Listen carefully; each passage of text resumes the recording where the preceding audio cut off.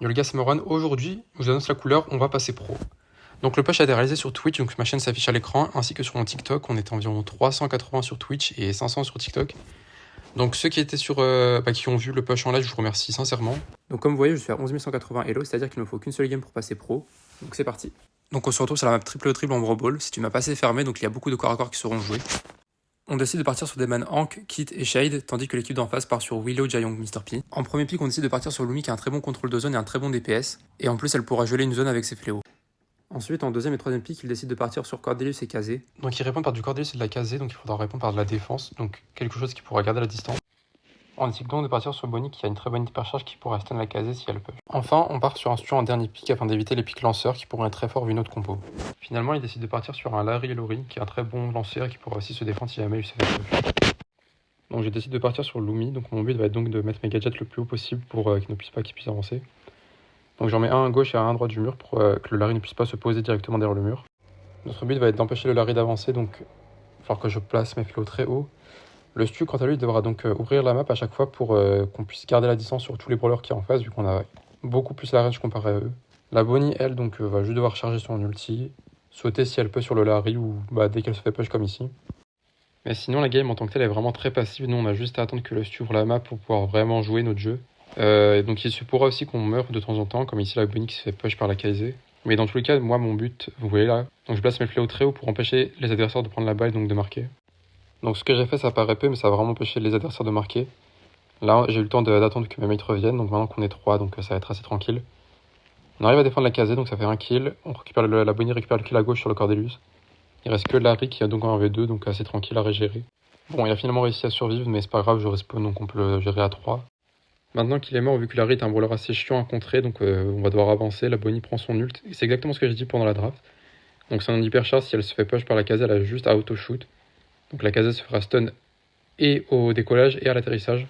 Et donc vu les dégâts de la Bonnie, donc ça suffit largement, donc c'est peut-être 3 secondes de stun, donc ça permet d'avoir le kill facilement. La Kai'Sa, une fois qu'elle revient, elle avait un nul, donc elle a décidé de push la Bonnie, ce qui a un assez bon choix. Ça fait du 1 pour 1, mais ça reste du 2v2 contre Noé. Donc en fait, on repart sur le gameplay que j'avais dit au début, donc une game très passive. Donc s'il faut quelqu'un arrive à faire la diff, que ce soit moi, enfin moi beaucoup moins, mais genre le Stu par exemple. Donc il prend un très bon kill sur la Kai'Sa. La Bonnie n'a pas réussi à prendre le kill sur Cordelius, ce qui est pas très grave en soi. Cordelius me ramène dans son monde, mais c'est donc vu que j'ai la range, en fait, je vais vraiment juste garder la range. Et s'il avance, je le ralentis, donc ça me permettra d'avoir le kill à chaque fois. La Kai'Sa a décidé de respawn et me mettre une hypercharge, je ne sais pas si ça valait vraiment le coup, donc on finit par un 1 pour 1. Cordelius et Bonnie s'entretuent, donc 1 contre 1 entre Stu et Larry, donc Larry n'a pas le match-up. Donc ça nous a permis de bien temporiser. Là, je respawn avec mon hypercharge, donc vous regardez bien, donc j'attends vraiment qu'il ait le plus d'ennemis d'alignés. Là, il y en a 2 ensemble, donc je mets mes 2 fléaux sur les 2. Il reste que la Kai'Sa, elle ne pourra pas défendre, donc on push à 3. Il reste 15 secondes et on marque. Donc j'ai vraiment eu une value de ouf sur mon hypercharge, donc ça m'a permis de prendre 2 kills. Et vu le temps qui restait, ça nous a permis de gagner la game sur ça. Là, ils vont essayer de marquer quand même, mais bon, ils n'auront pas le temps vu le temps qui reste et vu la défense qu'on a proposée. Ce qui fait 1-0 et donc place à la deuxième game. D'ailleurs, comme vous pouvez le voir en bas à droite, il y a le chat qui s'affole. Donc c'était, comme j'ai dit, ma dernière game sur Twitch que j'ai réalisé en live. Donc n'hésitez pas, le soir, je push tous les soirs. Et maintenant que j'ai fait le pro, je vais push mon petit compte. Donc voilà. Cette fois-ci, donc je démarre comme d'habitude, je mets mes 2 fléaux, mais cette fois, le Cordelius a très bien push. Le Larry a bien suivi, ce qui fait que je me suis fait taper par les deux en même temps et je suis mort très vite. Ils ont quand même réussi à prendre le kill sur le Cordelius sur la Kai'Sa, ce qui permet donc de temporiser une nouvelle fois. Donc vraiment, notre game a été de temporiser à chaque fois, peu importe ce qui se passait. Quand je respawn comme d'habitude, je contrôle la zone, je mets mes fléaux un peu partout. Cordelius me push dans la zone, il y a eu un petit bug j'ai l'impression, mes fléaux ne sont pas revenus correctement, mais c'est pas grave. Je me fais quand même push, je finis par mourir, c'est assez dangereux, mais la Bonnie arrive à dégager la balle. Le Stu aussi arrive à dégager la balle, donc on gagne pas mal de temps sur ça, ce qui me permettra de respawn avec la Bonnie. Une fois qu'on respawn, donc je replace mes fléaux, je mets un gadget pour gagner plus de temps, le Larry est coincé en haut. Malheureusement on prend pas le kill parce qu'à cause de la zone de Kai'Sa on voit plus rien du tout. Vous voyez le Larry on l'a pas vu du tout. La Bonnie et moi mourrons, ce qui fait que le Larry a juste avancé et marqué facilement 1-0 pour eux. Cette fois-ci on a un peu à notre avantage vu que la map est un peu ouverte sur les côtés.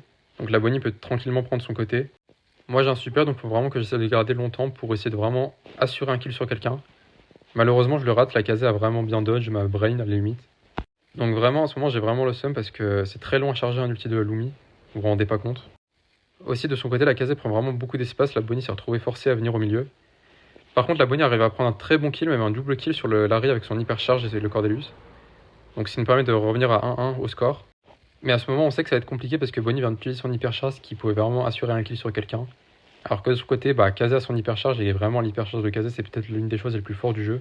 Parce que ça a vraiment un potentiel de DPS incroyable. Bah voilà, le Stu vient de se faire push et on n'a rien pu faire. J'ai réussi à esquiver le dash, mais bon, vu la pression qu'on a pris par la Kazé, c'est déjà à 2-1. Et donc il gagne la deuxième game, donc on se retrouve à 1-1.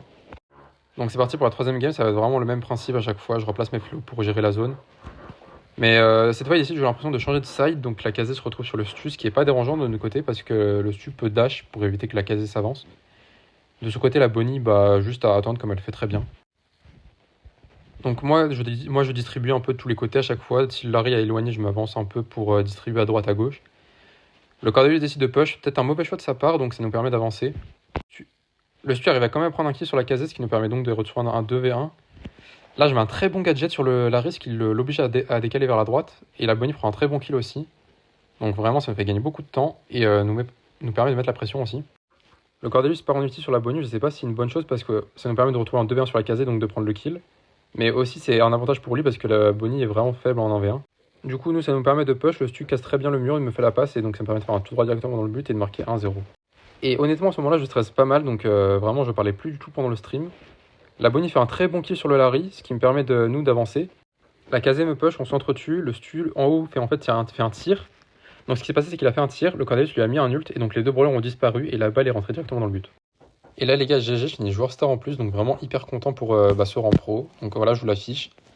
Pro, donc voilà. Donc bien sûr, ça me permet de débloquer la nouvelle carte de combat donc, pour afficher le rang pro, donc bien sûr je l'ai équipé. En plus de ça, j'ai gagné 100 elo, donc c'est pas vraiment ce qui m'intéressait, moi c'était vraiment juste le rang pro qui m'intéressait. Donc je suis actuellement 18e monde grâce à ce rang pro, je suis 3e France, donc voilà. Donc voilà les gars, c'est la fin de la vidéo, donc pensez à vous abonner, pensez à aussi venir me follow sur Twitch et TikTok, donc les réseaux s'affichent dans la description et sur l'image.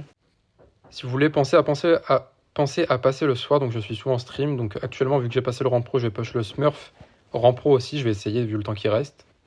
Et sur ça, moi je vous dis à la prochaine.